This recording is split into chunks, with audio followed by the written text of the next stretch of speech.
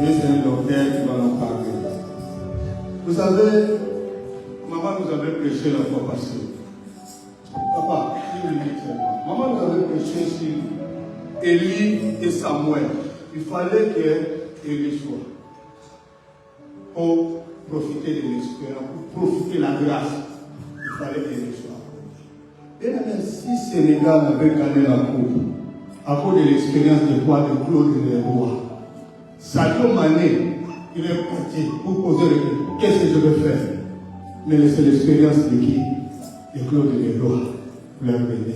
Il y a des copains de rentrer sur le terrain. Donc il est là. Nous acclamons le Seigneur.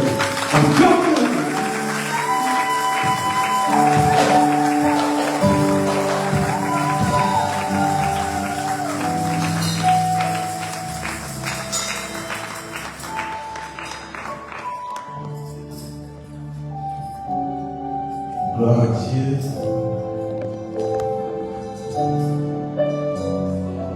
C'est un jour particulier pour moi. Parce que c'est ce jour justement que je suis né.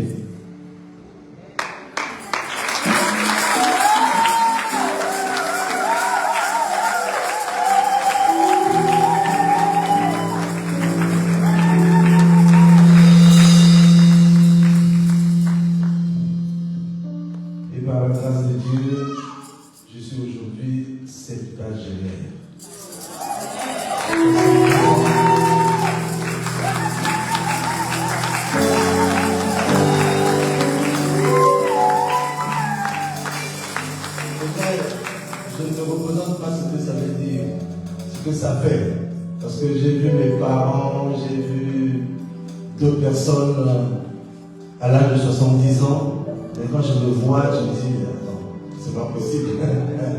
Je ne peux pas avoir 70 ans. Mais pourtant, Dieu fait grâce à qui il veut. Et il l'a fait. Je peux ne pas paraître 70 ans, mais je les ai. Et je les ai.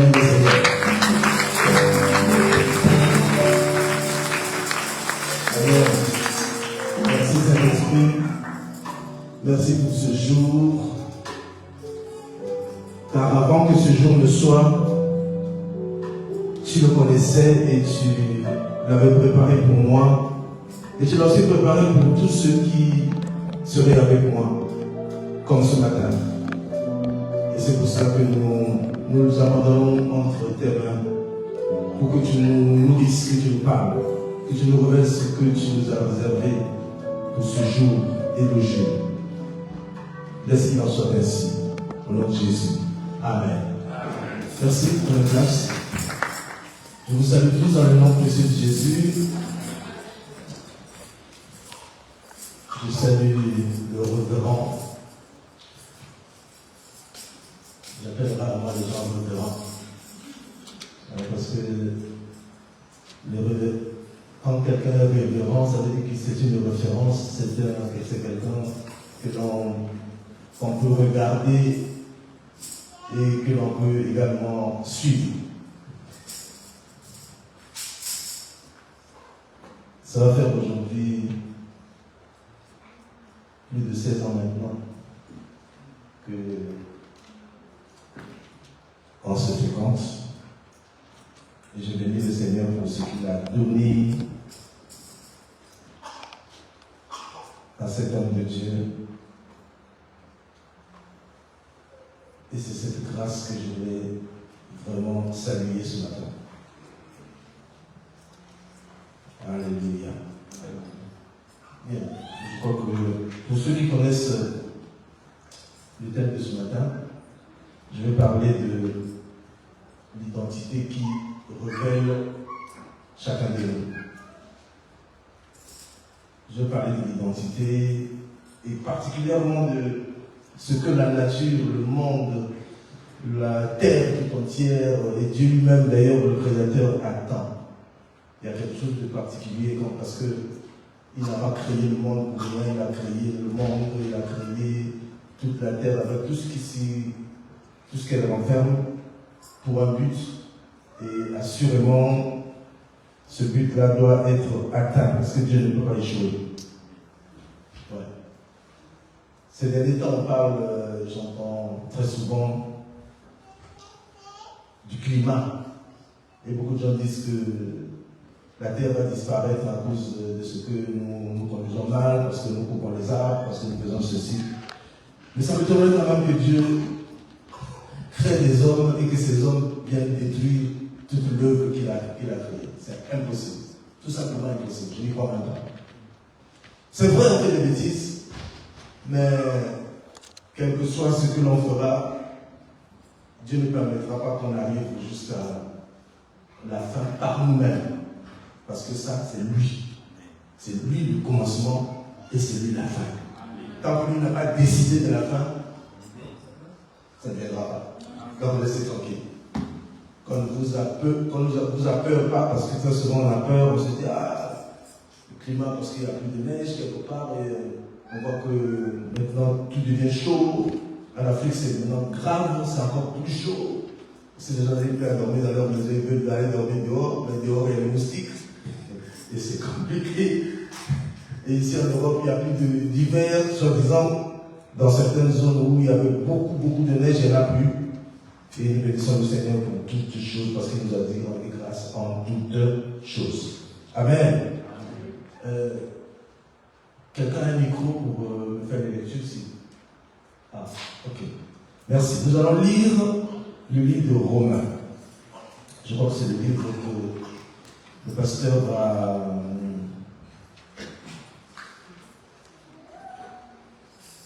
a reçu, dans lequel il a reçu la révélation pour cette année. Romains chapitre 8.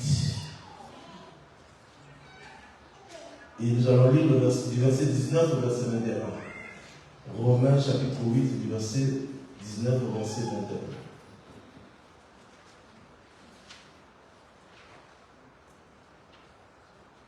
Je lis au nom de Jésus. Amen. Romains 8, à partir du 19e verset. Aussi la création attend-elle avec un ardent désir la révélation des fils de Dieu. Car la création a été soumise à la vanité, non de son gré, mais à cause de celui qui l'y a soumise, avec l'espérance qu'elle aussi sera affranchie de la servitude de la corruption pour avoir part à la liberté de la gloire des enfants de Dieu. Or, nous savons que jusqu'à ce jour, la création tout entière soupire et souffre les douleurs de l'enfantement. Et ce n'est pas elle seulement, mais nous aussi, qui avons les prémices de l'Esprit, nous aussi nous soupirons en nous-mêmes en attendant l'adoption, la rédemption de notre corps. Amen. Amen. Merci. Alors, je me souviens quand j'ai commencé à prêcher la parole de Dieu, ce passage m'avait été inspiré, et pour la première fois quand j'ai prêché là-dessus, je me suis surpris moi-même de voir ce que l'apôtre Paul avait écrit. Vous voyez, il dit, la création attend avec un ardent désir la révélation des fils de Dieu. Il y a deux choses que je retiens ici. D'abord, la création qui attend avec un ardent désir, et ensuite il y a la révélation des fils de Dieu. Il n'est pas dit ici qu'il attend la révélation du monde. Non. La création n'attend pas la révélation du monde. Quelque part, j'ai suivi à la télé notre chef d'État au Congo qui a dit « Je vous donne la paix. Je vous donne ma paix. » Il a dit qu'il lui donne sa paix. Maintenant, il y a un autre qui lui a répondu « Mais lui, il donne la paix. Quelle paix il peut donner si ce n'est pas la paix du monde ?» Voyez-vous, il y a ce que Dieu fait et ce que les hommes font en répétition ou en voulant s'immiscer un peu dans ce que Dieu fait. Aussi la création attend-elle avec un ardent désir la révélation des fils de Dieu. Donc ici nous allons parler des fils de Dieu. Qui est fils de Dieu? Parce que si la création attend la révélation des fils de Dieu, les autres ne comptent pas pour la création tout entière. Et dans la création, nous trouvons beaucoup de choses. Il y a la terre, il y a les arbres, il y a les poissons, il y a les oiseaux, il y a les animaux. Il y a tout ce qui peut exister, y compris les hommes. Y compris les hommes. Donc, ici, nous tous qui sommes assis, assemblés ici, nous attendons également la révélation des fils de Dieu. Voyez-vous, si la Bible le dit, c'est vrai. Mais pourtant, quand nous regardons les milieux dans lesquels nous vivons, nous constatons une chose. C'est que ceux qui se révèlent le plus, ce ne sont pas les fils de Dieu. Non. L'homme est allé à la lune. Était-il un fils de Dieu? Je ne crois pas. Les hommes ont créé des avions. Étaient-ils des fils de Dieu? Je ne pense pas. Il y a tellement de créations aujourd'hui, nous sommes assis sur des chaises. Celui qui a créé la chaise en premier, ou un fauteuil en premier, était-il un fils de Dieu? Je ne pense pas. Nous montons dans l'avion. Est-ce que nous nous posons la question de savoir qui pilote l'avion? Est-il fils de Dieu pour nous y montons en tant que chrétiens? Non, nous montons parce que nous avons besoin de prendre un avion pour nous déplacer. Nous prenons un taxi pour aller quelque part. Est-ce que nous savons si celui qui conduit ce taxi est un fils de Dieu? Non. Mais pourtant, le Seigneur nous dit que la nature tout entière attend la révélation des fils de Dieu. Parce que la révélation des fils de Dieu est plus importante que celle des gens du monde. Alléluia. Alors, j'aimerais donc ensemble nous regardions, c'est qui finalement le fils de Dieu? Nous allons lire Jean 1, versets 6 à 10, parce que la Bible elle-même s'explique, elle nous donne toutes les réponses. Nous n'allons pas les chercher ailleurs, en tout cas nous allons les trouver dans la Bible. Jean chapitre 1, du verset 6 au verset 13. Il y eut un homme envoyé de Dieu, son nom était Jean. Il vint pour servir de témoin, pour rendre témoignage à la lumière, afin que tous crussent par lui. Il n'était pas la lumière, mais il parut pour rendre témoignage à la lumière. Cette lumière était véritable lumière qui, en venant dans le monde, éclaire tout homme. Elle était dans le monde, et le monde a été fait par elle, et le monde ne l'a point connue. Elle est venue chez les siens, et les siens ne l'ont point reçue. Mais à tous ceux qui l'ont reçue, à tous ceux qui croient en son nom, elle a donné le pouvoir de devenir enfants de Dieu, lesquels sont nés non du sang, non de la volonté de la chair, non de la volonté des hommes, mais de Dieu. Amen. Alors, ici, nous ne voyons pas le mot fils, mais nous voyons le mot enfant. Alors, j'ai choisi ce passage exprès parce que je voulais que nous regardions que par où passe un fils. Un fils ne devient pas fils directement. Le seul qui est devenu fils une fois, c'est Adam. Le seul qui a été créé fils, c'est Adam. Donc le fils, le premier fils de Dieu, c'est Adam. Mais tous les autres ont commencé par être des enfants, par naître des enfants. Tous nous sommes nés quelque part enfants et ensuite nous avons grandi. Alors, ça veut dire que si la création attend la révélation des fils, ça veut dire que les enfants ne peuvent pas s'attendre à faire quelque chose qui plairait ou qui satisferait la création tout entière. Donc le monde attend. Dieu attend. Même Dieu qui a créé le fils, l'enfant, Il attend. Vous avez remarqué, on va parler du Seigneur lui-même, qui aussi va partir de là, comme enfant. Ésaïe l'a prophétisé. Il a dit, un enfant nous est né, mais un fils nous a été donné.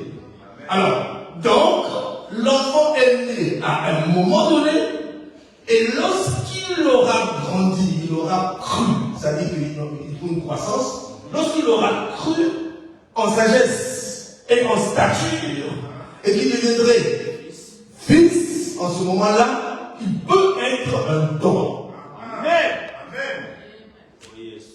Alléluia.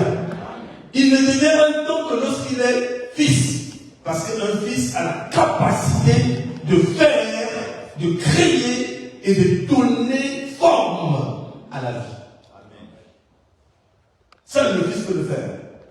Vous savez, les enfants, vous allez les remarquer, c'est dommage parce que même un jour, je me souviens, le bishop Dag nous enseignait, il nous disait, vous savez, le caractère des enfants. Il y en a qui pensent que le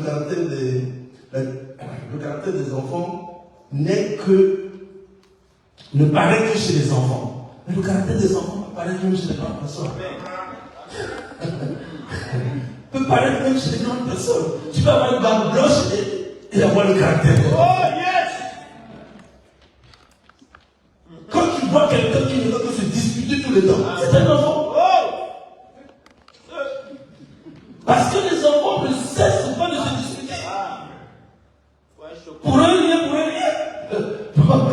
Imaginez-vous qu'un enfant soit assis quelque part, dès qu'il se déplace, et que l'autre enfant prenne sa place, ça paraît que la guerre, ils vont indisposer même toute l'assemblée à cause de cette place-là, parce qu'on a pris sa place. Mais le fils, quand il aura vu que sa place a été prise, il va chercher une place ailleurs. Amen. Le caractère d'un fils, c'est ce que Dieu attend de nous. Voilà pourquoi la création tout entière soupire. La Bible dit soupir. Soupirer, ça veut dire que c'est un désir. Vous savez, quand vous avez faim, vous arrivez quelque part, vous êtes encore dehors, mais l'odeur vous arrive déjà, on arrive comme le renard qui sentait l'odeur du fromage qui était sur l'arbre avec le corbeau. Il soupirait à ce fromage. Il disait, oh là là, si je pouvais manger ce fromage. Donc, il arrive que vous passez dans la rue et vous sentez les odeurs de nourriture, mais vous savez qu'en rentrant chez vous, il n'y a rien à manger. Vous soupirez derrière le repas de nuit. Et la nature, la Bible dit qu'elle soupire derrière la révélation du Fils de Dieu. Waouh! Nous allons voir le mot révélation tout à l'heure. Donc, ici, nous voyons qu'un fils un enfant est né en Israël, mais il a fallu attendre 30 ans pour qu'un fils apparaisse et soit offert. Nous allons lire Luc chapitre 3, verset 21 à 23. Pourquoi ça marche pas sur micro?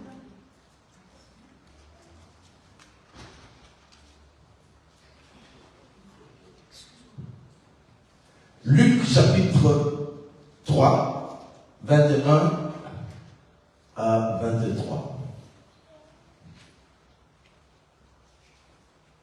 C'est bon?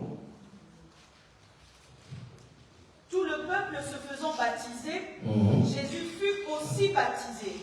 Et pendant qu'il priait, le ciel s'ouvrit. Et le Saint-Esprit descendit sur lui sous une forme corporelle, comme une colombe. Et une voix fit entendre du ciel ces paroles. Tu es mon fils bien-aimé, en toi j'ai mis toute mon affection.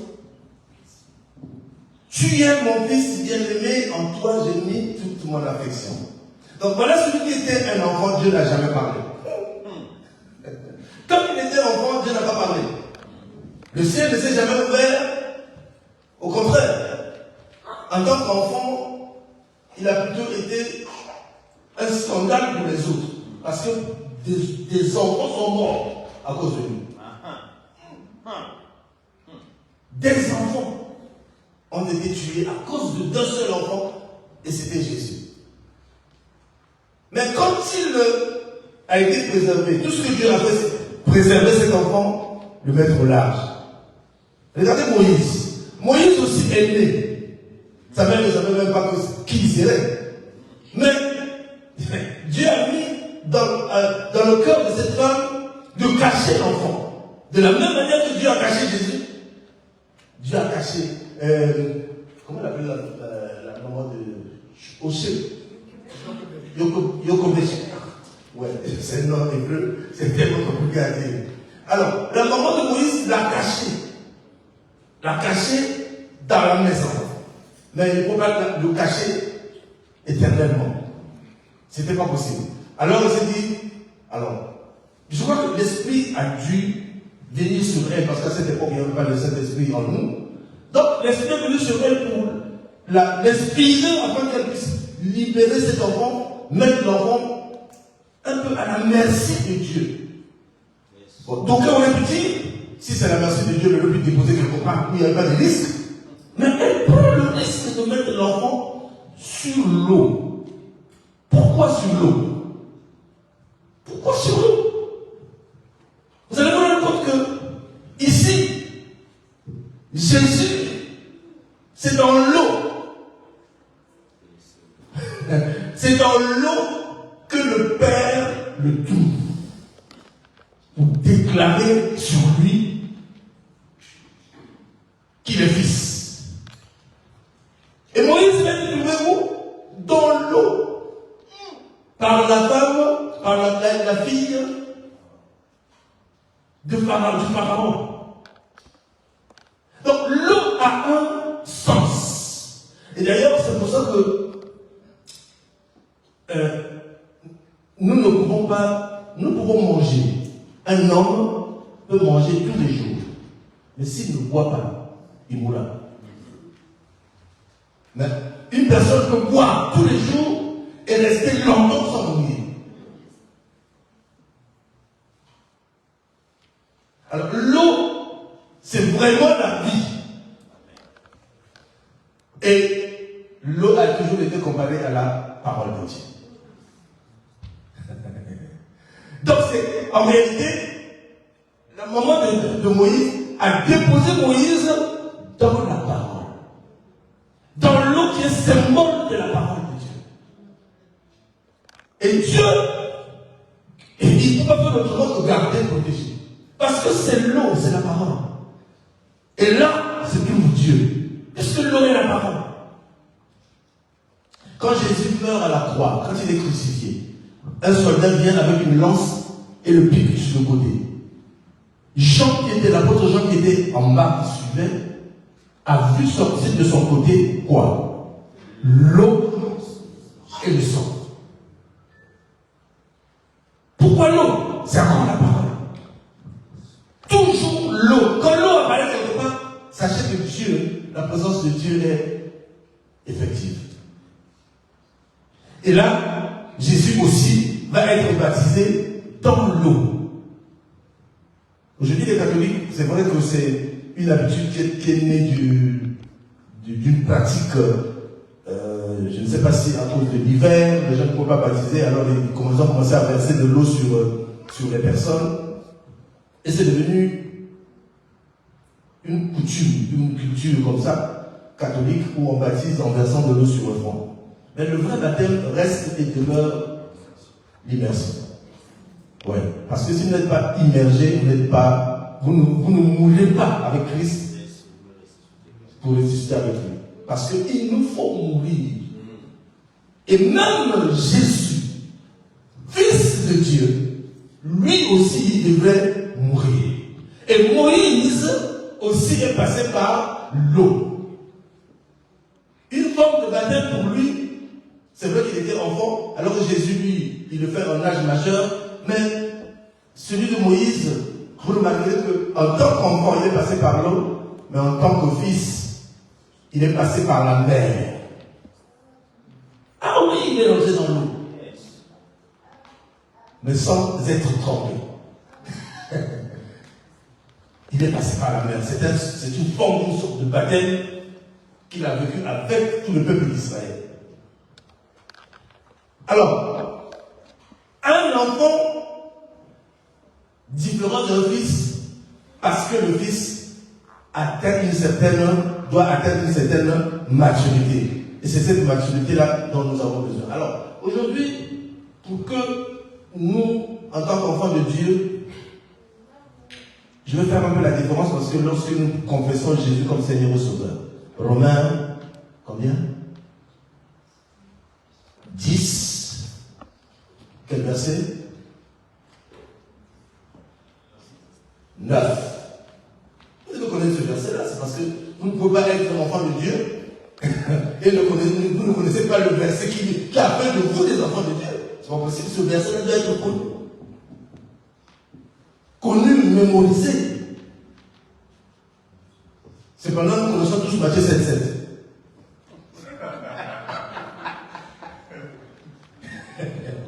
Nous le tenons tout de suite, Matthieu 7,7, parce que nous sommes dans le besoin tout le temps. Demandez, il vous sera donné. Ah, ça tout le monde connaît. On mémorise ça. Mais ce qui fait de nous des fils, ce qui fait de nous des enfants de Dieu, nous avons complètement oublié. On ne devient pas enfant de Dieu parce qu'on dit je suis enfant de Dieu. Non. On devient enfant de Dieu par cette parole que l'apôtre Paul nous donne dans Romains 10, verset 9. Il dit, si tu confesses de ta bouche le Seigneur Jésus, il faut confesser de ta bouche le Seigneur Jésus. C'est-à-dire qu'il faut que tu l'acceptes. Je peux vous choquer, mais il y a des personnes qui sont à l'église, qui ne l'ont jamais fait. Amen. C'est dommage. Vous savez pourquoi? Parce qu'ils sont venus un jour, et par habitude, ils sont restés, et ils pensent qu'ils sont enfants de Dieu parce qu'ils viennent à l'église. Non.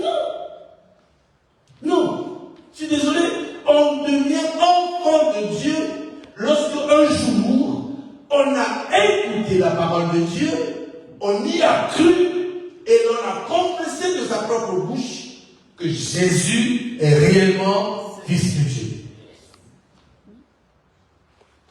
Et quand on a fait cela, à ce moment-là, on devient enfant de Dieu. Mais pas fils.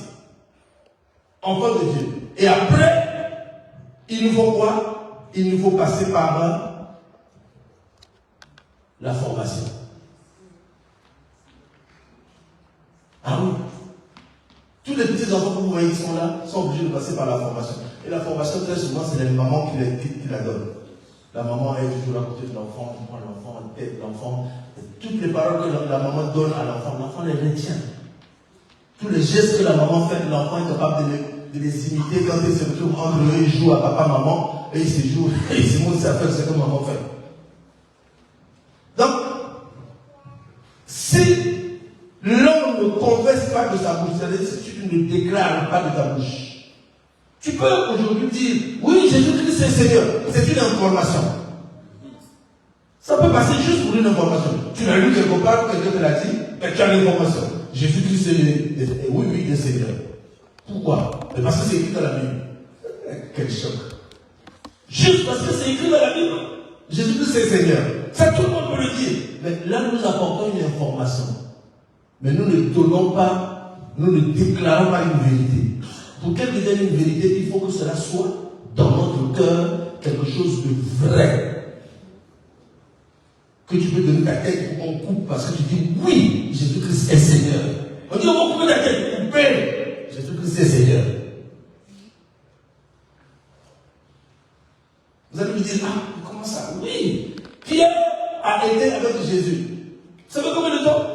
3 ans et demi. Et qui a déclaré en premier qu'il était le Fils de Dieu? C'est Pierre. Il a dit que, quand il a posé la question, Jésus a posé la question, que dit-on que je suis? Pierre est le premier à répondre. Ah non, pas Pierre. Les autres disent, ah oui, tu es le prophète, tu es Élie qui devait revenir, tu es ceci, tu es cela. Et lui il a dit, bon, d'accord, ça c'est ce que les autres disent. Maintenant, vous, que dites-vous de moi? Qui suis-je? Pierre tout de suite. Ah, j'aime Pierre. Parce qu'il est grave. Il a une promptitude dans les affaires de Dieu. C'est incroyable. Il dit, oh, maître, tu es le Christ, le Messie que l'on attendait. Waouh! Et Jésus le regarde et dit, mais je sais que ce n'est pas de toi, parce que tu l'as pas appris. Tu es un pécheur, tu sors de ta pirogue ou de ton bateau avec tes poissons. Comment tu pouvais apprendre ça? C'est mon Père qui te l'a révélé. À dessein d'ailleurs. Parce que quand tu es appelé, quand tu es un choix de Dieu, c'est pas toi qui fais les efforts. Ce sont des choses qui viennent sur toi. Oui. Sinon nous autres, on ne prêcherait même pas. Et quand on regarde la vie qu'on a passée avant, il y a des gens qui ont vécu avec nous avant la rédemption. Lui là, il est prédicateur aussi. Non, arrêtez. Oui. Mais parce que ce sont des choses que Dieu seul, dans sa souveraineté, peut donner à un homme, à une personne. Et c'est terrible. C'est que Dieu, la plupart des temps, il choisit justement des voyous. Non, je n'ai pas vu, c'est rare dans les Écritures que vous trouvez quelqu'un de calme et que Dieu l'ait choisi. La plupart des temps, ce sont des voyous. Au départ, je me disais que quand j'ai lu l'histoire d'Isaac et Esaü, je me disais qu'Isaac était calme, Esaü c'était un voyou. C'était quelqu'un qui aimait certainement les choses, il aimait la vie, il aimait tout ça. Mais Esaü, la Bible dit qu'Isaac était toujours à côté de son mère, au pied de sa mère. Non, Jacob, pardon. Jacob était au pied de. Ouais, c'est le père d'Isaac, pardon. Jacob était au pied de sa mère, tranquille. Mais, vous savez que c'est même Jacob-là. Il a joué 2 coups à son grand frère. Alors, ça, c'est pas quelqu'un de sérieux. C'est ce qu'on appelle le sournois. Vous faites attention à ces gens-là. L'eau dormante n'est pas toujours une eau dormante, elle est profonde quelquefois et dangereuse.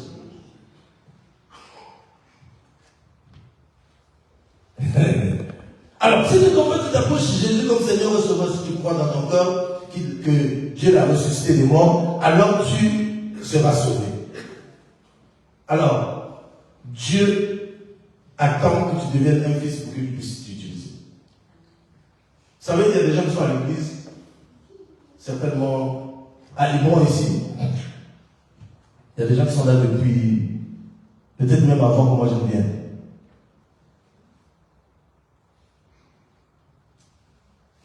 Mais Dieu ne les a pas encore utilisés. Il faut que vous vous posez la question, pourquoi Dieu ne l'utilise pas? Pourquoi celui qui vient d'arriver là, Dieu est en train de l'utiliser? Parce que c'est important de savoir aussi.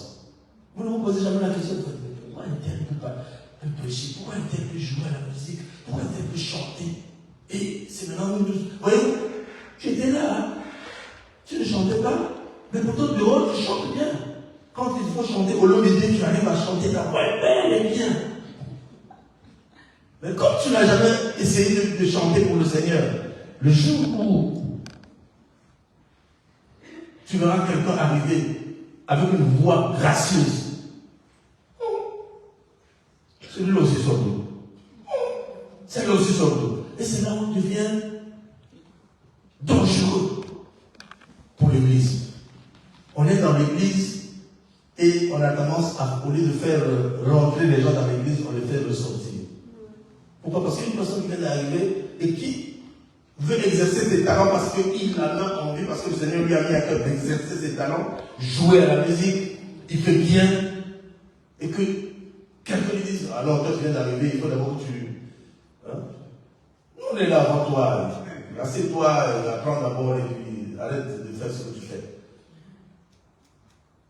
Ça s'appelle le découragement. La Bible dit, tant que cela dépend de vous, soyez en paix avec tous. Donc nous devons faire un effort pour toujours regarder, c'est-à-dire qu'il faut regarder les autres plus grands que nous. Soyons humbles. On doit voir les autres. C'est Jésus qui dit, regardez les autres plus grands, plus élevés que vous, plus grands que vous. Même si ce n'est pas l'âge, il ne s'agit pas de l'âge, mais il s'agit juste de l'humilité que vous descendez et vous donnez la hauteur à celui que vous pensez qu'il le mérite. Malheureusement pour nous, c'est que c'est pas écrit sur l'enfant. Et ce n'est pas une catégorie de personnes qui sont habilitées à cela. Parce qu'ici, on a tendance à donner cette éducation-là là-bas. Parce que ce sont des prédicateurs. Non! Même ceux qui sont là. Il faut penser aussi à ce que, de la même manière qu'on peut élever un prédicateur, on doit élever également même le plus petit. Parce que Jésus-Christ n'est pas mort pour eux seulement, il est mort aussi pour le plus petit. Donner de la valeur à la personne. Et alléluia. Alors, tu prends Jean 15 s'il te plaît. Je vais avancer un peu. Jean 15, à partir du premier verset jusqu'au verset 10. J'aime ce passage-là. C'est bien que dans ma Bible, la page est même tellement sale. Je suis le cep et mon père est le vigneron. Alléluia. Tout sarment qui est en moi et qui ne porte pas de fruit, il le retranche. Et tout sarment qui porte du fruit, il l'émonde, afin qu'il porte encore plus de fruits. Déjà, vous êtes purs à cause de la parole que je vous ai annoncée. Demeurez en moi et je demeurerai en vous. Comme le sarment ne peut lui-même porter du fruit s'il ne demeure attaché au cep, ainsi vous ne pouvez non plus si vous ne demeurez en moi. Je suis le cep et vous êtes le sarment. Celui qui demeure en moi et en qui je demeure porte beaucoup de fruits. Car sans moi, vous ne pouvez rien faire. Si quelqu'un ne demeure pas en moi, il est jeté dehors comme le sarment. Il sèche. Puis on ramasse les sarments et on les jette au feu et ils brûlent. Si vous demeurez en moi et que mes paroles demeurent en vous, demandez ce que vous voudrez et cela vous sera accordé. Amen. Si vous portez beaucoup de fruits, c'est ainsi que mon Père sera glorifié et que vous serez mes disciples. Comme le Père m'a aimé, je vous ai aussi aimé. Demeurez dans mon amour. Si vous gardez mes commandements, vous demeurerez dans mon amour, de même que j'ai gardé les commandements de mon Père et que je demeure dans son amour. Amen. Amen. Amen. Amen. Et je suis le cep, vous êtes les sarments. Celui qui demeure en moi, en qui je demeure, porte beaucoup de fruits, car sans moi vous ne pouvez rien. Et si quelqu'un ne demeure pas en moi, il est jeté dehors comme le sarment et il sèche. Puis on le ramasse et on le jette au feu et il brûle. Vous savez, le Seigneur est en train de nous montrer ici que la vie de chacun de nous est un investissement de la part de Dieu. C'est un investissement. Tu n'existes, c'est-à-dire tu es là, je te vois, l'âge que tu as, tu ne peux pas t'imaginer que Dieu a permis cet investissement dans ta vie. Mais pas pour rien. Il y a des gens qui pensent que non, c'est sa propre force. J'ai été à l'école, j'ai étudié, j'ai bac plus 6, j'ai bac plus 8, j'ai fait ceci. Ah non, moi j'ai peur. Ah oui, moi j'ai travaillé dur pour arriver là où je suis. Oui, car vous voyez, il y a des gens qui ont travaillé, qui ont fini moins que toi. Non. Dieu investit dans la vie de chacun de nous. Mais ce qui est terrible, c'est que Dieu n'a pas choisi les chrétiens pour investir en eux. Alors là, je vais te scandaliser. Oui, parce qu'on a tendance à penser que Dieu nous a choisis.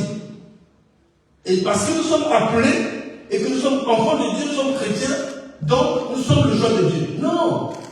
Dieu a investi dans tout être humain. Dans tout être humain. Dans quel objectif? Dans l'objectif de voir comment l'être humain va revenir vers lui pour rentrer dans la stature d'enfant de Dieu. Quand Moïse naît, il n'est pas le prophète Moïse ou le conducteur Moïse. Non.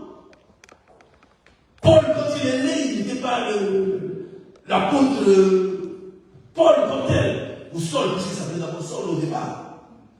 Mais tous, et nous ne venons que plus tard, vers notre Créateur, afin de pouvoir d'abord reconnaître que rien, absolument rien de tout ce que nous avons, de tout ce que nous faisons, n'est de nous. Mais c'est de lui. Et si on est incapable d'accepter cela, c'est là où justement il fait la séparation. Bien aimé, la différence entre un chrétien et, bon, je ne sais pas s'il faut l'appeler croyant, c'est que, ouais, entre un chrétien et un croyant, ou un fils et un croyant, c'est que le croyant croit, parce qu'il a lu dans la Bible, qu'il est dit que si tu pries, tout ce que tu demanderas en priant, tu le recevras. Gloire à Dieu. Mais ici, le Seigneur n'attend pas ta prière. Il y a quelque chose que le Seigneur a investi en toi. Ce n'est pas pour qu'en retour tu lui donnes ta prière. Non. Dieu n'a pas investi en toi pour que tu pries beaucoup. Je suis désolé, mais si ton rôle, c'est seulement venir ici t'asseoir, prier, entre temps, investissement, zéro. Ou plutôt, action, zéro. Fruit, zéro. Œuvre, zéro. Ta prière est nulle. Dieu n'attend pas des prières. Il n'attend pas tes prières. Dieu attend tes actions. Parce que la prière, c'est parce que nous ne comprenons pas. J'ai pris le temps d'enseigner entre-temps sur la prière, mais j'ai compris que, on m'a dit que le niveau était tellement élevé que les gens n'ont pas compris beaucoup ce que j'ai dit. Ok. Peut-être qu'un jour, Dieu fera grâce qu'on revienne là-dessus. Mais bien aimés, nous ne prions pas. Nous nous plaignons.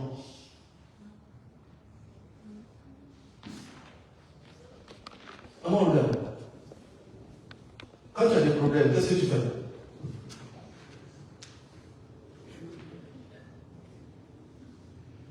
Tu te mets à genoux, oh Seigneur, tu as vu ce qu'on me fait? Mon cousin, c'est mon propre cousin. Mon frère, c'est mon propre frère. C'est ma soeur, voilà ce qu'elle m'a fait. Voilà. Nous accusons et nous nous plaignons. Dieu n'attend pas ces gens-là. Dieu n'a pas besoin de ces gens-là. Dieu a besoin des gens qui acceptent. Puisqu'il a dit ceci.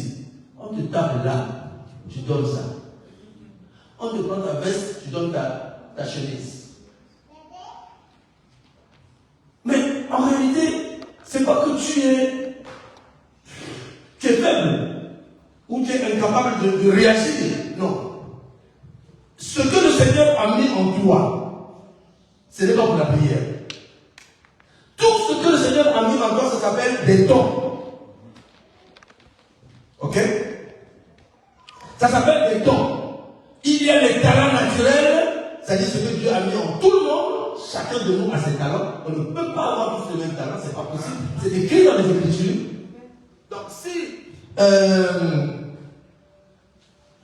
parmi nous il y a quelqu'un comment je peux dire, qui prêche très bien, quand vous l'écoutez, vous dites waouh. Mais toi tu peux ne pas prêcher. Comme lui. Mais tu peux prêcher par ton exemple. Je ne parle pas. Mais quand j'arrive, bien aimé, il y a des présences. Des présences qui sont glorieuses pour Dieu. C'est-à-dire, quand quelqu'un qui est avec Dieu, qui est en communion avec le Seigneur, quand il rentre quelque part, tu sais que celui-là, il est de Dieu. Oui. Mais quand celui qui n'est pas de Dieu rentre quelque part, il arrive D'abord, il est orgueilleux, il se vante, il montre des allures, et on lui donne une place, il dit non, non, je peux m'asseoir là, moi je suis un tel. Tu sais qui je suis? Ben, parce que lui, celui qui nous a donné les talents, il ne nous les a donnés pas pour que nous les gardons pour nous, mais c'est pour les autres. Amen. Les talents servent aux autres, mais pas à Dieu. Ok, tu es prédicateur, tu as les talents de prédicateur. Et tu vas prêcher qui? Dieu? Non, tu vas prêcher les autres. Or, nous avons pris la prière, nous avons mis debout. Ok, d'accord. La prière, tout à l'heure, je vais encore l'expliquer. Nous avons mis la prière devant parce que nous avons tendance à penser que nous devons d'abord demander à Dieu. Mais bien aimé, ce que nous demandons à Dieu, le Seigneur ne l'a-t-il pas fait déjà? Tu n'as pas compris? Ce que tu demandes à Dieu, le Seigneur Jésus, ne l'a-t-il pas fait déjà? Tu n'as pas compris ce jour. Jésus-Christ est mort à la croix. Vous savez pourquoi il est parti à la croix? Parce qu'il avait déjà tout accompli. Mais c'est écrit. Mais le problème, c'est que nous refusons de croire à ça. Nous refusons, nous pensons qu'il faut que nous aidions Dieu. Nous sommes des Ouza. Vous connaissez Ouza? Ouza, c'est celui qui avait voulu aider l'arche à ne pas tomber. Mais Dieu ne peut pas tomber. Moi, je dois aider Blanchard et nos bâtiments. Non. Il y a des actions que nous posons. Regardez, le Seigneur Jésus a dit, ne demandez pas le pain. Ne demandez pas la nourriture. Ne demandez pas le vêtement. C'est scandale, comment ça je ne peux pas demander. Mais si je suis nu, comment je fais? Mais il dit, ne demande pas le vêtement. Et il dit, ne demande pas l'abri, c'est-à-dire la maison. Tu as un logement, ne demande pas à Dieu. Et le scandale, c'est quoi? C'est qu'il te dit, ceux qui demandent ces choses-là, ce sont les païens. Bon, maintenant, arrête donc de venir avec des trucs, tu deviens païen. Et là, ça devient païen. Si tu viens ici uniquement pour ça, parce que c'est ça nos prières. Voilà pourquoi j'ai dit, Dieu n'attend pas de nous des prières. Dieu attend de nous des actions. C'est pour cela qu'il nous a donné des dons. Et ces dons, c'est pour l'édification des autres, pour le bien des autres et non pas de Dieu. Dieu n'en a pas besoin. C'est comme quand vous avez quelqu'un qui est mort, vous allez au cimetière, vous pleurez, vous l'avez enterré. Après, vous repartez pour le cimetière, vous faites quoi? Vous l'avez enterré, il est mort, il est parti. Dans le côté là. Maintenant, vous repartez au cimetière après. Vous allez faire quoi? Vous allez lui parler. Vous allez lui dire les choses qui vous arrivent. Ah, papa, depuis que je suis parti, moi, c'est grave. C'est grave, tout le monde, voilà ce qu'on me fait. Ton frère que tu avais laissé là. Il est venu à la maison, il t'a chassé. On est là dehors. Et tu crois que le petit qui était là dedans, là, il t'écoute et il va sortir de là, il va venir chasser son frère qui est resté, qui nous a mis dehors, il va pour le placer. Non. Ou nous croyons, ou nous ne croyons. Voilà pourquoi un fils, c'est celui qui croit. Qui croit en quoi? En l'œuvre de Christ. Amen. Bien aimé, on n'a pas, il n'y a pas de raison. La nature tout entière, la création tout entière attend ceux qui croient que Jésus-Christ est venu et qu'il n'est pas mort en vain. Bon, si Jésus a dit qu'il a tout accompli, il a dit ça à qui? Pas à toi, pas à moi. Il a dit ça à son Père. Pourquoi? Parce que son Père lui avait donné une mission. Il avait investi d'une mission. Toi, aujourd'hui, tu as investi d'une mission. Aujourd'hui, tu te retrouves à Hébron. Tu crois que c'est par ça que tu es là? Tu n'es pas là par ça. tu arrives à Hébron et que tu communies à Hébron, c'est que tu as investi une mission pour accompagner la mission qui a été donnée à son serviteur, à son ministre. Autrement, tu es un danger pour le ministre de Dieu. Ta place n'est pas ici. Ah oui. Tu es un danger pour lui parce que lui, il a une mission, il est en train de conduire un peuple sur une voie. Et quand toi tu viens, tu bouscules les gens. Non, c'est pas comme ça. Bon, toi, non. Vous savez, dans cette communauté, il y a même ce qu'on appelle l'excommunion. Vous connaissez ça, non? Ouais. Parce qu'ils vont dire non, c'était l'adultère, il a fait ceci, on a parlé, ils comprennent pas les gens, pourquoi le fout dehors. Bien aimé, Jésus est venu pour les mauvais. Oh. Il n'est pas venu pour les bons. Vous qui êtes bons qui chassez les mauvais, écoutez-moi bien, Jésus n'est pas venu pour les bons, il est venu pour les mauvais. Et pourquoi? Parce qu'il veut amener les mauvais à une nouvelle statue. Et comment les mauvais viendront à la nouvelle statue s'ils n'ont pas vu chez vous la bonne statue?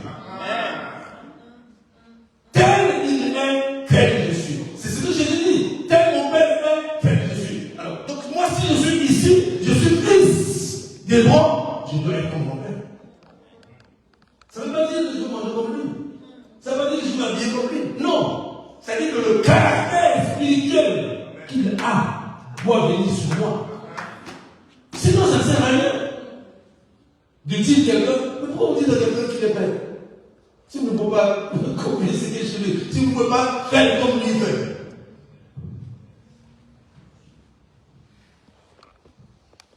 Nous aimons. Bon, maintenant je vais expliquer ce que c'est. Pourquoi le Seigneur Jésus dit prier. En réalité, regardez, Jésus, ma fille vient de lire là, au verset 5. Je suis le seul, vous êtes les serments. Celui qui demeure en moi et en qui je demeure porte beaucoup de fruits, car sans moi vous ne pouvez rien faire. Sans moi vous ne pouvez rien faire. Ça ne veut pas dire donc, parce qu'il a dit ça. Seigneur Jésus, comme sans toi je ne peux rien faire, donne-moi une femme. Donne-moi une femme, et Jésus va envoyer une femme du ciel. Et là, tu sors de l'autre côté, tu vas voir, voilà la femme que Jésus m'a envoyée. Non. Il faut que tu apprennes à draguer les femmes. Ah oui. Mais attends, il y a plein de femmes ici. Et toi, tu dis à Jésus, Jésus, donne-moi une femme. Attends, celle que j'ai mise là, c'est pour qui? Tu es incapable de choisir. Tu dis, ah non, moi personne ne me regarde. Mais personne ne me regarde parce que tu ne révèles pas le caractère de celui qu'il faut.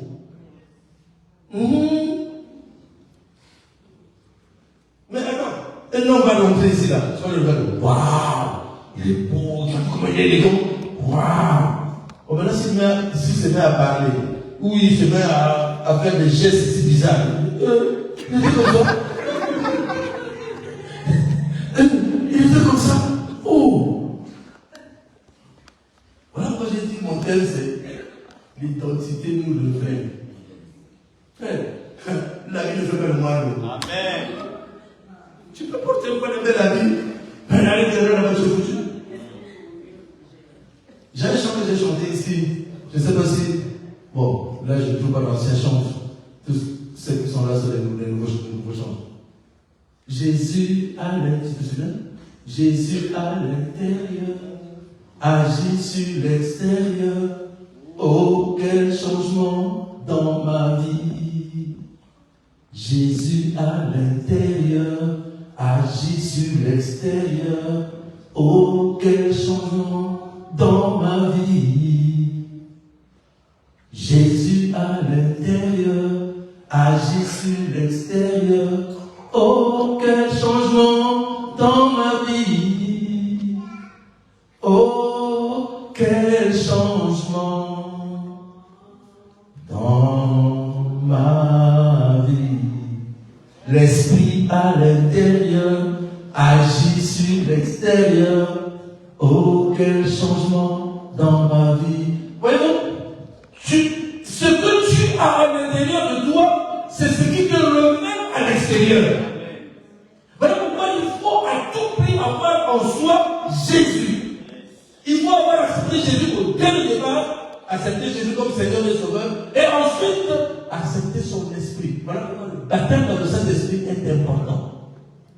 Quand quelqu'un vous dit, oh non, moi, même si je ne parle pas en langue, ça veut dire non. Le parler en langue, c'est le symbole qui montre que tu es baptisé du Saint-Esprit. Mais l'apôtre Paul ne parle pas en langue. Ce n'est pas écrit dans la Bible pour lire. L'apôtre Paul dit, je parle plus que vous tous en langue. Vous savez pourquoi? Mais parce que, je crois que je l'ai enseigné aussi ici, parce que quand tu parles en langue, il n'y a que Dieu et toi qui savent ce qui se dit. Mais par contre, quand tu dis, demain, il faut que j'aille acheter une voiture. Les anges ont entendu, les démons ont entendu, les hommes ont entendu, Dieu a entendu. Maintenant, dites-moi, vous croyez que le diable rôde pour rien? La Bible dit qu'il ne rôde autour de ceux qui craignent Dieu. Pour faire quoi? Mais pour les détruire. Mais en réalité, c'est moi, ça dit, la parole de Dieu me donne tellement de... Bon.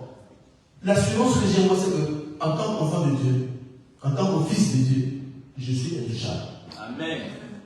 Ça, tu le sais. Parce que si tu ne le sais pas toi-même, je suis désolé. C'est que le diable aussi le sait à ta place, il va dire, celui-là, il ne sait pas qu'il est fils de Dieu. Donc, je veux blaguer avec lui. Et c'est comme ça que justement, nous vivons des choses. Après, on se dit, mais pourquoi ça m'arrive? Mais ça t'arrive parce que tu ne sais pas qui tu es. Yes. Attends. La Bible dit que Jésus est mort pour qui? Tu me réponds? Jésus est mort pour qui? Pour nous, les pécheurs, les mauvais. Tu crois que si tu n'as pas d'importance, Jésus est mort pour toi? Oh! Mais comment tu peux te minimiser si tu sais que Jésus est réellement mort pour toi? Donc c'est que tu es quelqu'un. Ne te prends pas à la légère. Comme quelqu'un de l'église, il dit, ah bon? Attends. Laisse. Attends, après tu verras. Où est-elle ici? Tu verras. Ne fais pas la guerre à ceux qui te disent de... Non, tu ne fais pas la guerre, tu le laisses faire. Parce que c'est bien sûr. C'est que ce qui est en toi, la Bible dit que, attendez, moi, je ne sais pas si nous comprenons la Bible de la même manière, mais il dit ceci, que vous êtes plus que vainqueurs. Quelqu'un s'est posé la question, pourquoi nous sommes plus que vainqueurs? Et je dis quoi? C'est lui qui devrait être plus que vainqueur. Mais c'est pas ça ce qui se passe. C'est que Jésus reconnaît que lui il est vainqueur. Mais vous êtes plus que vainqueur.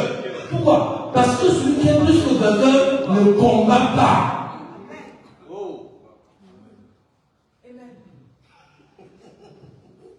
Celui qui est plus que vainqueur ne combat pas.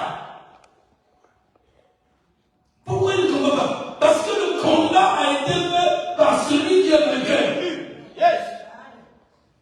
Jésus a combattu pour moi et il a vaincu.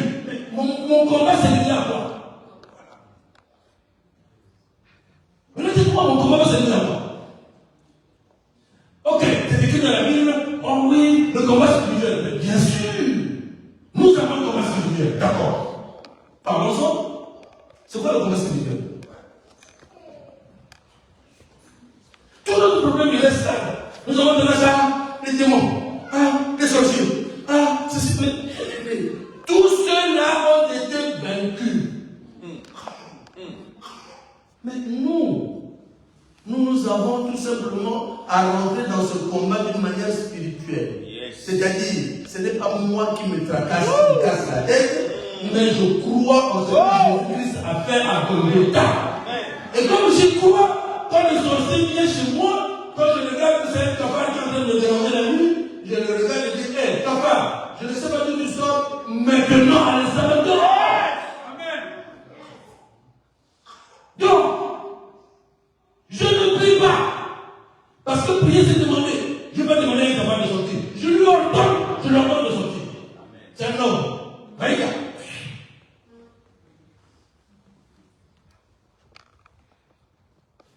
tu te connais, c'est comme ça que tu lâches. Regardez, je dis, lisez bien la Bible et lisez-la doucement. Doucement, slowly, doucement. Quand vous lisez la Bible trop vite, vous lisez le roman. Non, lisez le livre de la vie. La Bible, c'est le livre de la vie. Lisez-le doucement. Quand vous lisez, vous allez vous rendre compte que, en réalité, il est question de vous. Dans la Bible, il est question de toi et moi. Tu ne te rends pas compte, mais il est question de toi et moi. Parce que Dieu savait que j'ai créé un homme. Il a péché.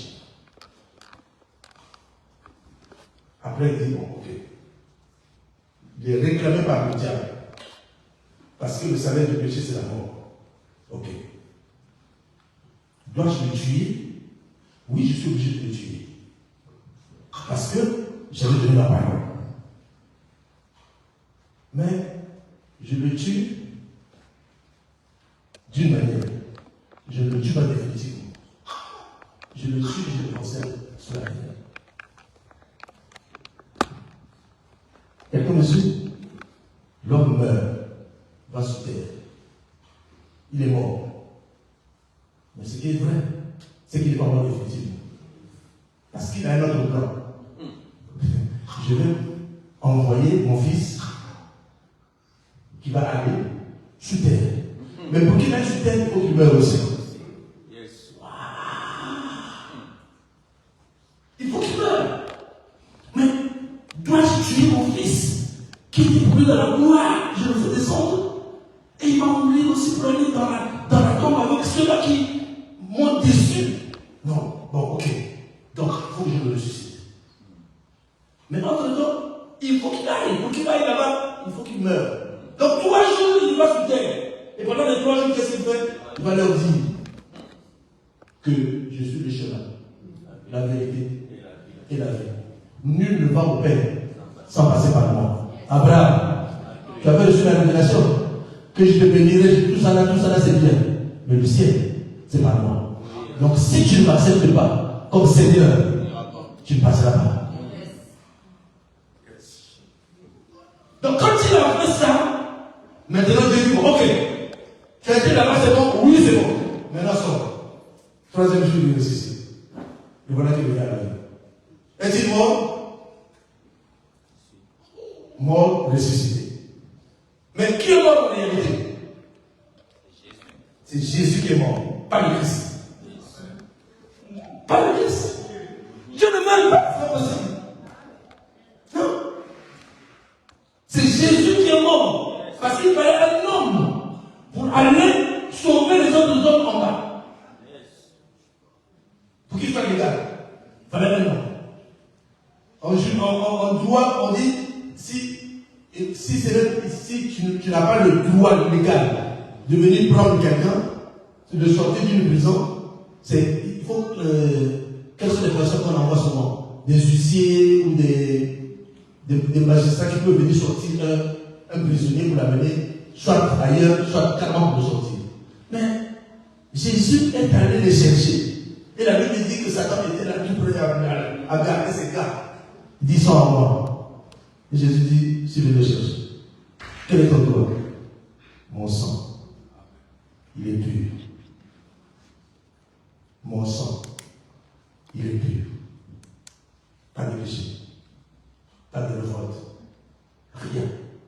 Et qu'est-ce qu'il fait? Il dit, c'est Dieu qui a raison. Eh oui. Et comme Satan a reçu l'ordre, ne touche pas à mes morts. Souvenez-vous, dans le vivant de Jésus, Satan l'a croisé dans le désert, pendant qu'il jeûnait. Il lui a dit, il est écrit. Il est écrit. Il est écrit. À la fin, Jésus lui a dit, il est déçu écrit. Mais, écoute bien, tu adoreras une seule personne, c'est ton Dieu. Et Satan le sait qu'il ne peut pas adorer parce que l'esprit lui a été enlevé. Le spirituel lui a été enlevé. Alors, dans ce moment-là, il prend tous ceux qui étaient sous terre. Voilà pourquoi, bon, le pasteur va nous enseigner là-dessus sur l'enlèvement le jour de l'enlèvement, les premiers qui partiront, ce sont ceux qui sont en bas. Pourquoi? Parce qu'avant sa résurrection, Jésus était allé d'abord.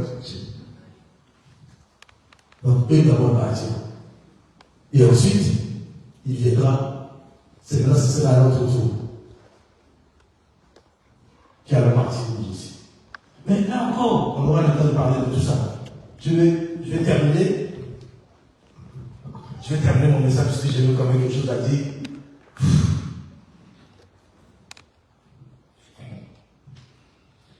Alors, j'ai parlé de ta vie qui est un investissement et Dieu attend un retour. C'est pour ça qu'il dit que la création tout entière attend la révélation des fils de Dieu. Bien aimé, quelle que soit l'intelligence que tu as, quelle que soit la sagesse que tu peux avoir, quelles que soient les œuvres que tu peux accomplir en tant qu'homme, en tant qu'humain, elles ne seront jamais égales aux œuvres que tu accompliras par le Seigneur. Jamais. Parce que ce que tu feras par le Seigneur, avec le Seigneur, ce sont les œuvres qui plaisent à Dieu. C'est ça qui fait la volonté parfaite de Dieu. Le reste, c'est permissif. Romains 8, versets 28 à 30. Romains 8, versets 28 à 30.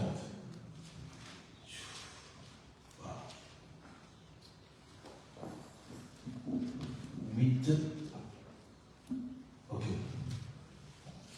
J'aime beaucoup ce verset. Nous savons du reste que toute chose concourt au bien de ceux qui aiment Dieu et de ceux qui sont appelés selon son dessein. Ouais. Car ceux qu'il a connus d'avance, il les a aussi prédestinés à être semblables à l'image de son Fils, afin que son Fils fût le premier-né entre plusieurs frères.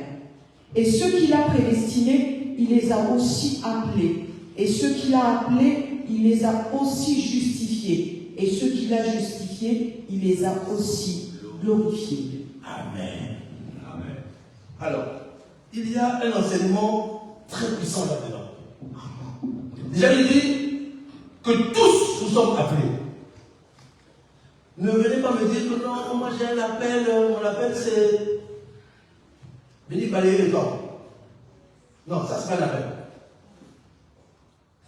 Nous avons tous été appelés. Et d'ailleurs, le Seigneur n'a jamais nous a jamais demandé d'aller bâtir des temples. Le Seigneur nous a demandé de bâtir quoi? De bâtir avec lui l'Église. Et qu'est-ce que c'est l'Église? C'est le rassemblement des personnes qui sont là, qui ont cru en Jésus. Donc, bâtir l'Église, c'est bâtir les hommes, les femmes qui constituent l'Église. Je ne peux pas plus, s'il vous plaît. Bâtir l'Église, c'est bâtir les hommes. Parce que le Seigneur dit, je bâtirai mon Église. Ecclésia, c'est un mot qui a été, que le Seigneur a emprunté chez les Romains. Parce que les Romains avaient une assemblée qu'ils appelaient Ecclésia.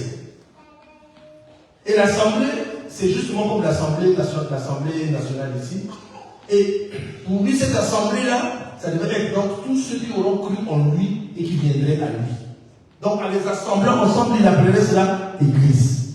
Et le mot Église, ça n'existait pas seulement pour nous aujourd'hui, mais ça a déjà existé chez les Romains. Donc, lui, il bâtit son Église. Mais son Église est différente de l'Église des Romains, qui est une assemblée de tout le monde, où il y a il y a même des bagarres. Dans les assemblées, quand vous voyez comment ça se passe, même ici, il y a des gens qui se battent, qui s'injurient. Mais l'Église du Seigneur, il n'y a pas ça. Et pourquoi? S'il vous plaît, qu'elle ne soit pas fraîche. Qu'elle ne soit pas fraîche. Sinon, vous allez me gâter la voix.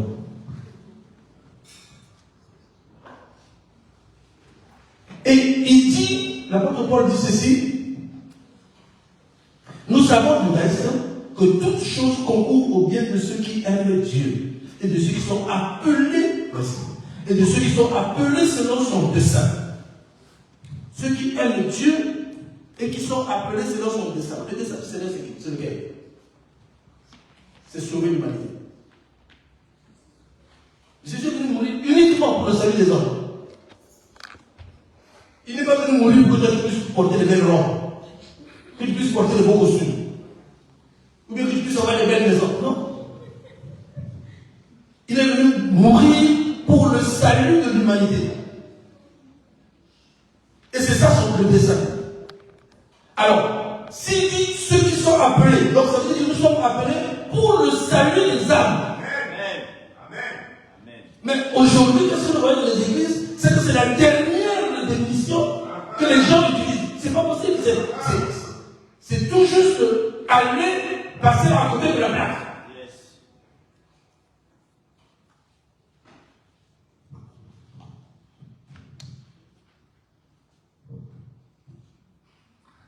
Ceux qui sont appelés selon son dessein. Son dessein, c'est aller faire de toutes les nations des disciples.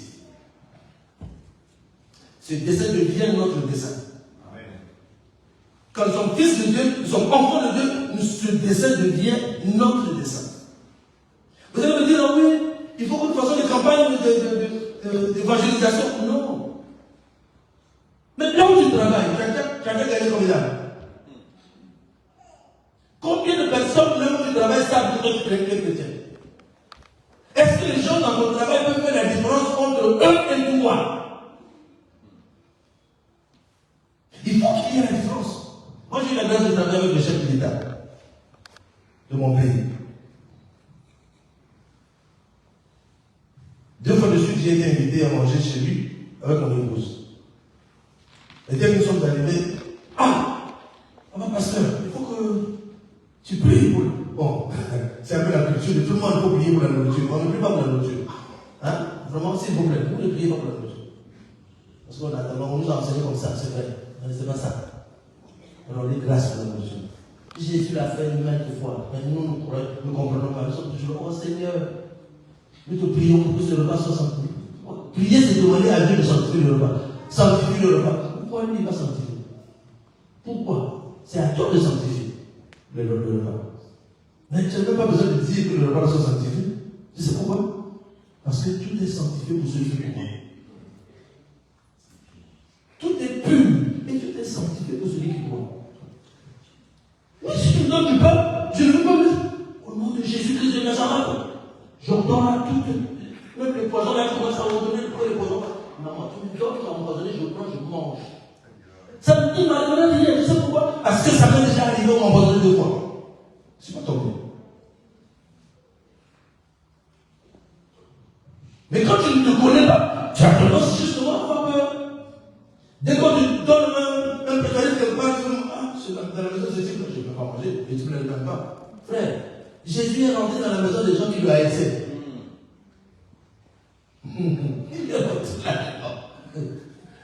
Il est allé chez eux, il est allé. Et pourquoi? Parce qu'il savait que ce qu'il avait en lui était plus fort que ce qu'il avait les autres. Déjà, dès qu'il allait, même eux-mêmes ont peur. Ils ont peur. Identifié. Quand tu arrives, tes œuvres te précèdent. Il faut que tes œuvres te précèdent. Quand tu reçois quelqu'un chez toi, tu ne te demandes pas, en fait, c'est qui lui? Quand tu reçois quelqu'un pour prêcher ici, tu peux quand même vérifier qui c'est. Mais si je dois prendre les démons, je vais les faire.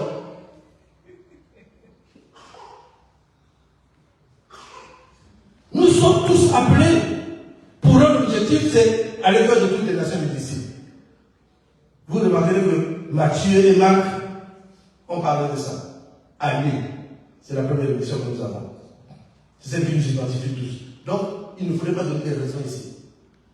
Là où vous êtes, dans le quartier, dans l'immeuble, il faut que des personnes arrivent à dire ton Dieu est fort. Il faut que je vienne. Il faut que je vienne chez toi.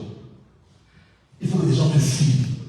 Bien aimé, Jésus-Christ, quand il partait, il n'a pas fait de campagne. Au banderole, ceci. Non. Quand tu n'arrives pas à voir, qu'est-ce qu'il y a? Bien. Tac. Il passe, il voit un cercueil qui est en train de partir au cimetière. Il dit, attendez, touche le cercueil. La fille se réveille. Vous croyez que les gens qui ont vu ça, ils vont continuer à aller ailleurs, même si c'est un rendement importé par les ils vont suivre le gars. Le gars, il était pour de partir ailleurs, le cimetière, les gens partaient au cimetière, ils ont arrêté d'aller au cimetière, nous le partir. Non, tout le monde a suivi Jésus. Est-ce que ta présence peut influencer à ce point? Il le faut. On sait même que, même quand quelqu'un vient ici à Hébron, toi tu pries où? À Hébron. Toi tu pries à Hébron. Après tu dis, mais il faut venir. Oui, je viendrai. Et toi tu dis, par politesse, je viendrai. Ah, dis-moi, c'est à quelle heure? On commence à 10h. À 9h, tu as dit, à 9h c'est bon. Si tu peux venir à 9h, viens à 11h30. Ok, je viendrai. Après, dès que j'ai sorti, c'est là. Moi, je vais aller dans une église. Quand elle est ici, là-bas, non, je vais aller là-bas, après tous mes problèmes vont de l'eau parce que, non. Et bien aimé, prêcher par l'exemple. La première prédication, c'est l'exemple. Jésus a commencé par prêcher par l'exemple. Jean a regardé. Elle a lu ça tout à l'heure. Jean a regardé et elle a vu. Il a dit, voici l'agneau de Dieu qui ôte le péché du monde. André et l'autre disciple qui était avec Jean le Baptiste, qu'est-ce qu'ils ont fait? Ils ont abandonné Jean.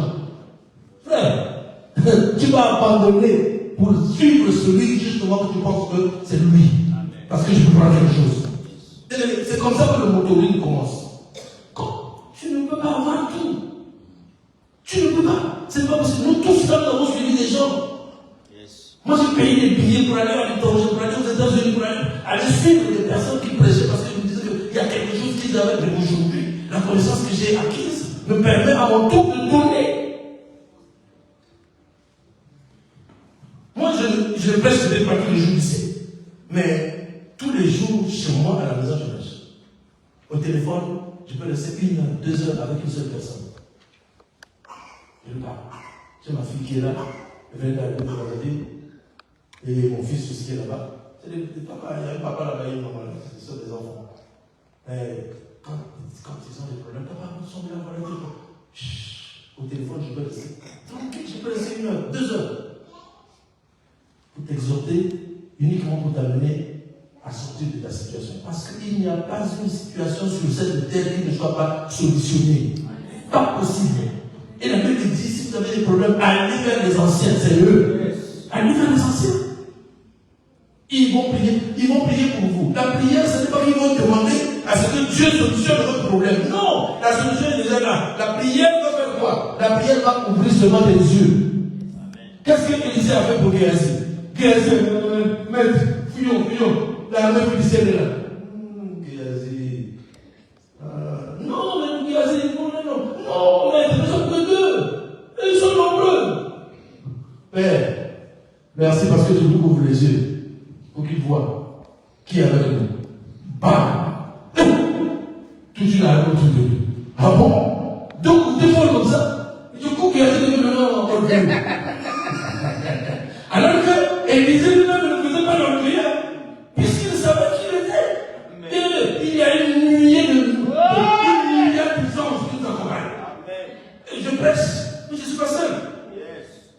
Non. Voilà pourquoi je me dis souvent, quand on pense souvent dire au nom, il y a un prédicateur qui est en train de prêcher, après il dit, ah, je suis attaqué, quelqu'un dans la foule là en train de m'attaquer. Je dis, ah, frère, arrête le cinéma. Frère, tu n'es pas chrétien. Arrête. Oh, au lieu de distraire les gens, faut arrêter ça. Ah, je ne vais pas finir parce que le temps qui m'est débattu. Alors, je vais terminer par une histoire. Par une histoire, c'est un fermier. Il est allé quelque part, il a ramassé des œufs d'un aigle. Je ne sais pas comment on appelle l'aigle féminin. Non, je sais comment c'est l'aigle. Et il a amené chez lui et il a mis parmi les œufs de ses poules. Et la poule venait, elle a couvé les œufs. Et quand les œufs sont éclos, sont sortis des poussins, et un aiglon. Mais quand ils sont sortis des œufs, ils étaient tous pareils. Donc l'aiglon, dans l'environnement des poussins, lui aussi, quand les poussins vont,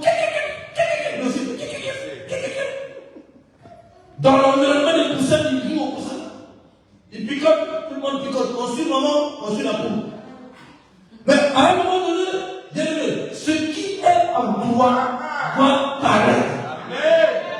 Ce n'est pas possible. Dieu n'a pas mis des dons et des talents en toi que ça reste la mort. Non. Les dons de Dieu sont chers. C'est cher à Dieu. Il ne peut pas perdre ces talents comme ça, jeter comme des grains qu'on jette aux oiseaux. Non.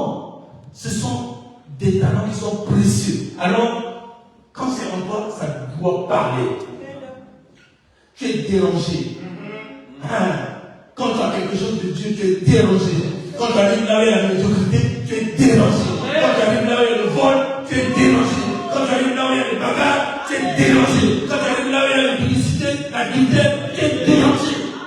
Mais si tu n'es pas dérangé, c'est que tu es comme eux. C'est que tu es comme eux. Tu dois être dérangé. Tu dois avoir la compassion pour eux. C'est pour ça que la nature attend la révélation de Christ de Dieu. Parce que nous sommes comme ça. Nous sommes censés être comme ça. On ne peut pas être en paix quand on arrive quelque part où des gens sont en train de se battre et on les regarde se battre. Au contraire, on lit, on prend les caméras, on filme. Et on le met sur les réseaux sociaux. N'importe quoi. Quand on arrive quelque part, on doit changer l'atmosphère. L'éclon, quand il a compris que c'était à un moment donné, il regarde. Mais pourquoi moi je suis plus gros que eux? Les poussins ne croissent pas rapidement. Mais l'éclon ne croit, il croit rapidement. Et il devient plus gaillard que les poussins. Et il fait ça, ses ailes, ils sont en train de partir. Mais eux, ils n'arrivent même pas à faire ça. Il essaie de faire ça, il s'envole un peu, il descend. Il dit, oh. Et un jour, il y a un aigle qui passe en haut. Or, l'aigle a un œil perçant. Il a perçu sur le sol qu'il y a un aiglon qui est là. Et il l'appelle. L'aiglon, déjà parce qu'il est aiglon, il connaît la voix de l'aigle. C'est pour ça que la Bible dit, les brebis connaissent la voix. Tu ne peux pas ne pas réagir à la voix de Dieu.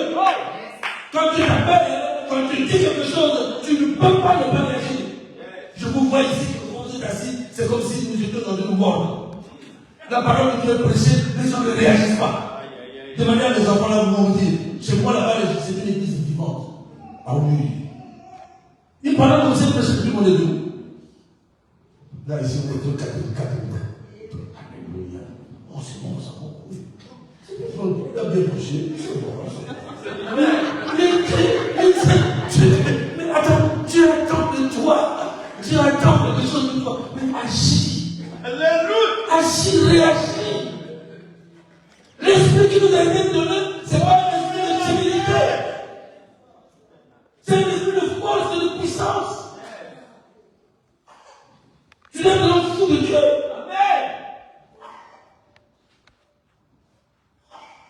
Il y a des gens qui se posent la question pourquoi il fait ça. C'est moi. Parce qu'il n'a pas poussé chez vous. S'il apprenait ça chez vous, s'il restait dans cet environnement-là comme le poussait comme ça. Mais lui, il est obligé d'aller prendre ailleurs. Mais parce que ce que tu acceptes te revient. Amen. Oui. Ce que tu agrées te revient. Ça t'appartient. Ça devient à toi. On ne peut pas être aussi spiritueux comme ça.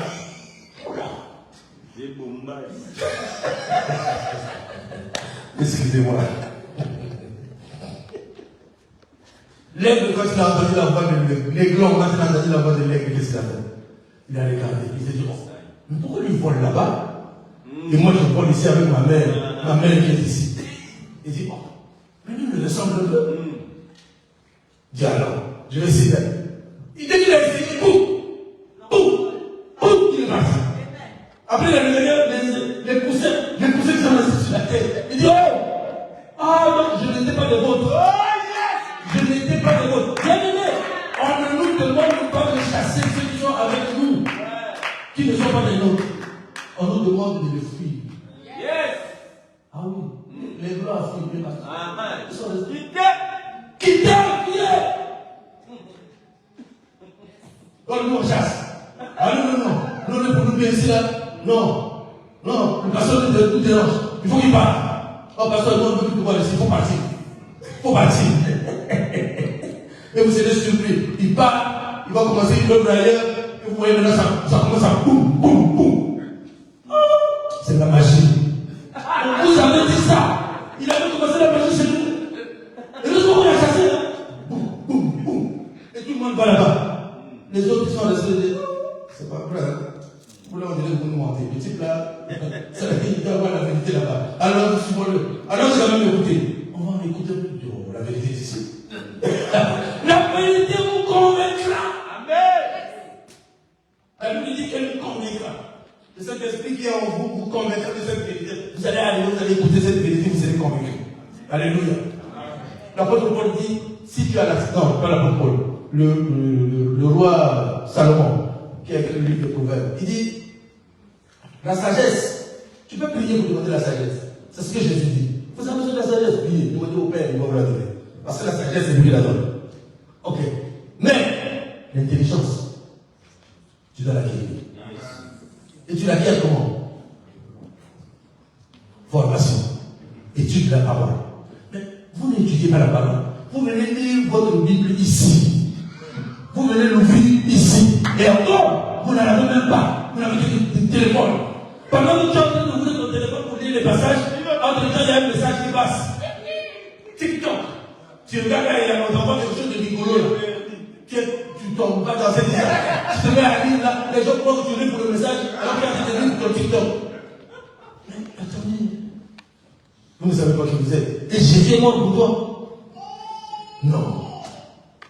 Moi j'ai toujours lu dans le papier parce que je ne veux pas être distrait. Je refuse cette histoire de téléphone. Oui. S'il vous plaît. J'ai le cœur meurtri, mais j'aimerais quand même que vous sachiez qu'il faut beaucoup de discipline. Si vous ne vous disciplinez pas vous-même, Dieu va passer par vous discipliner. Et s'il vous discipline, la Bible dit que le papa fouette. Il a un bâton, il fouette. Donc, s'il vous discipline, c'est grave. Donc, vous-même, disciplinez-vous. Disciplinez-vous. Il y a des choses que vous ne faisiez pas avant. Faites-le maintenant parce qu'avant que lui nous dise, hé, j'étais dit où? J'étais encore dit où? C'est terrible. Quelqu'un va poser la question, mais si Dieu était si bon que ça, pourquoi il est obligé de discipliner les gens alors qu'il peut laisser. J'ai dit non, Dieu a donné les livres. Il dit, mais pourquoi il n'a pas chassé Satan, il n'a pas tué Satan, pourquoi on reste en paix? Dieu a laissé le libre arbitre à tout le monde. Parce que Dieu nous a créé à son image et à sa ressemblance. Dieu a le libre arbitre. Toi et moi, nous avons le libre arbitre. Amen. Donc nous devons décider. Et il a dit, j'ai mis devant toi la vie et la mort. Et il te donne un conseil. Choisis la vie afin que tu vives. Ne va pas choisir la mort. La mort, c'est quoi? C'est déjà accepter d'être indiscipliné. Tu commenceras à mourir petit à petit. Ta vie de prière va mourir. Tout à l'heure, excusez-moi, tout à l'heure, j'ai dit que Dieu n'attend pas ta prière. Mais tu sais pourquoi il n'attend pas ta prière? Parce que l'apôtre Paul qui l'a su, qui a compris ça, a dit dans 1 Thessaloniciens 5, priez sans cesse. Parce que la prière, ça doit être ta vie. Yes. Donc, ce n'est pas pour demander.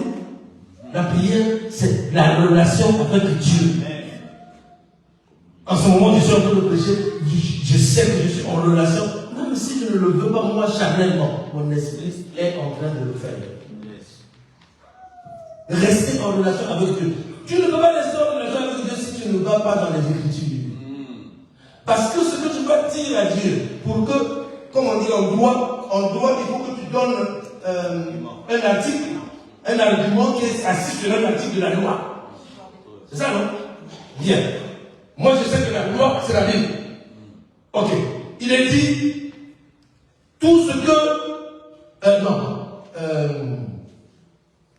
prends un verset de l'Église.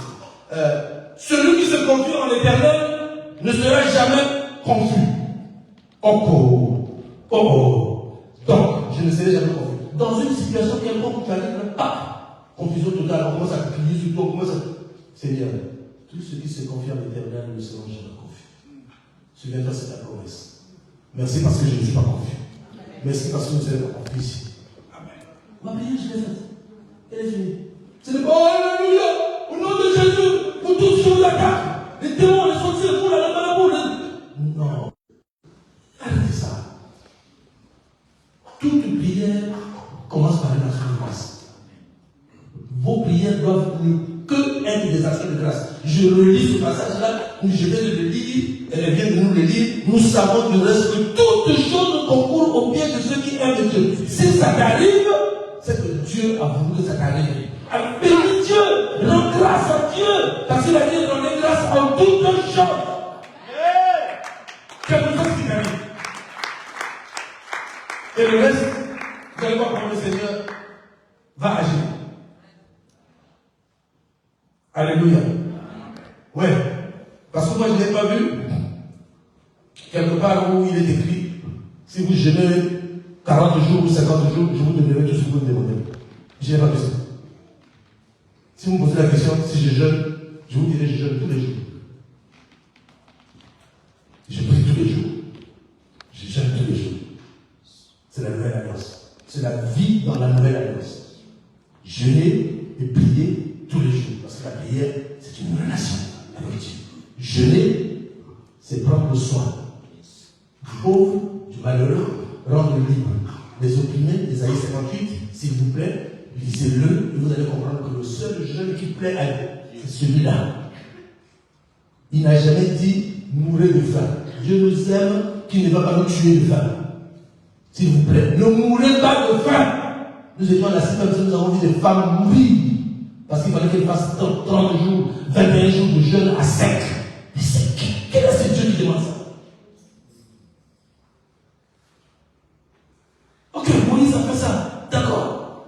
Jésus a fait ça. D'accord. Maintenant il a dit à l'église. Pourquoi Jésus n'a pas dit ça à l'église? Même le Seigneur, il marchait avec eux. On lui a demandé, mais pourquoi tes disciples jeunes m'ont dit, ils sont avec l'époux, pourquoi ils vont jeûner? Moi je suis avec l'époux. Mais le jour où l'époux ne sera plus là, ils vont jeûner. Vous savez à quel moment ils ont jeûné?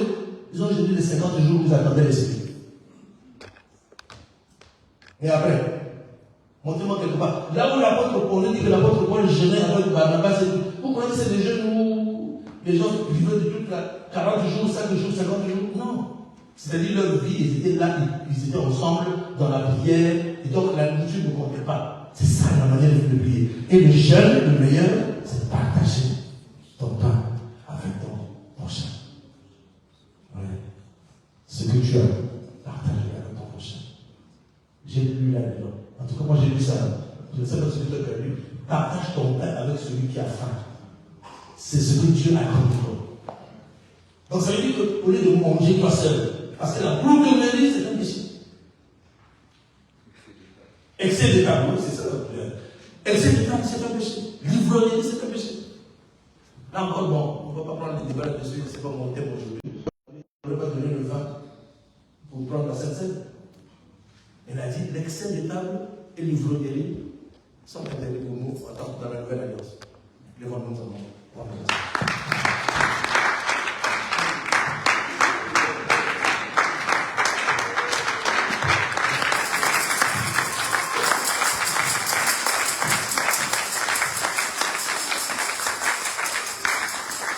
Oui, je sais que les gens préfèrent les messages où ils doivent recevoir. Take it. Pour ça, on a des.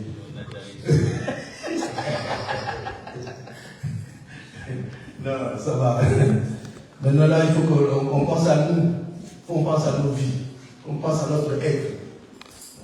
Parce que si nous-mêmes, nous ne sommes pas déjà transformés, nous ne pouvons pas transformer les autres. Il faut commencer d'abord par nous-mêmes. Et c'est pour ça que j'ai chanté ce chant, Jésus à l'intérieur, agit sur l'extérieur. Parce que quand j'ai Jésus à l'extérieur, je montre que j'ai Jésus. Je reçois chez moi, je n'ai pas de parti pris. Non, un tel peut venir chez moi, un tel ne peut pas venir chez moi. Non. Je reçois tout le monde. Je parle à tout le monde. Je fais du bien à tout le monde. Je me prive quelquefois de ce que moi j'ai. Je peux aujourd'hui, même si c'est tout ce qui me restait, je prends, je donne. il a eu la grâce de venir chez moi. Et ses enfants, ce qu'il m'a donné, je peux dire que toute la richesse que j'ai acquise dans ma vie, plus de la moitié est allée à l'église. J'ai rendu, peut-être pas riche, mais en tout cas, j'ai fait du bien à toute personne. Dès que je trouve quelqu'un qui n'est pas bien, je lui en aide.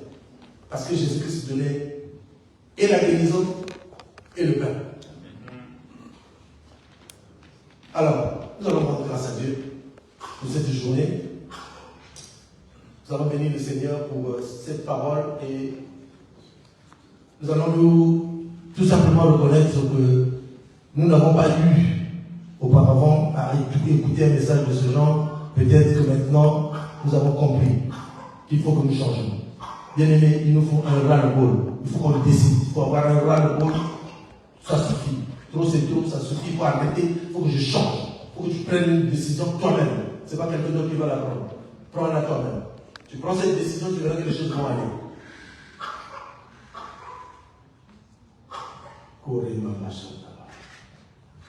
Merci Seigneur. Je te rends grâce pour ta parole. Parce que je sais que tu parles tantôt d'une manière, tantôt d'une autre, et tu ne parles jamais en vain. Tu nous connais mieux que quiconque, tu as sondé nos cœurs. Et chacun dans la mesure de la foi qui lui est impartie, tu nous donnes de pouvoir exercer notre appel. Et dans cet appel, Seigneur, je viens te remercier pour chaque frère, chaque sœur qui a écouté cette parole. Et ceux qui écouteront cette parole plus tard, lorsqu'ils l'auront écouté dans un enregistrement quelconque. Seigneur, tu fais toujours au-delà de ce que l'homme demande. Tu fais toujours au-delà de ce que l'homme espère. Tu fais toujours au-delà de ce que l'homme attend. Que ta grâce abondante qui nous a été donnée avant que tu ne passes à la croix se multiplie dans nos vies pour nous permettre de pouvoir mieux te connaître. Et nous avons besoin de renouveler notre intelligence chaque fois afin de pouvoir marcher dans le parfait, rechercher toujours ta volonté, rechercher ce qui te plaît. Nous savons que nous ne pouvons pas faire tout. Nous savons que nous avons encore des tares, nous avons encore des manquements. Mais nous savons aussi que tu es venu pour nous et que tu ne nous condamnes pas pour cela. Merci pour les fruits que tu nous donnes de porter. Car tu nous as appelés à porter. Parce que tu nous élagues chaque fois, chaque jour, tu nous élagues afin que nous puissions porter plus de fruits. Toutes les branches que tu élagues, Seigneur, c'est pour nous permettre à nous qui sommes restés sur l'arbre de pouvoir porter encore plus de fruits. Tu as appelé ton église à toi. Tu as choisi ton église. Et bientôt tu viendras la chercher. Donne-nous encore de rester dans cette parole pour que nous ne soyons pas surpris à ton avènement. Oui, nous voulons réellement être avec toi. Ne sommes-nous pas l'épouse que tu as choisie? Nous ne voulons pas paraître comme les 5 vierges folles, mais nous voulons être avec les 5 vierges sages. Pour la seule gloire de ton nom, Jésus, nous avons prié. Amen.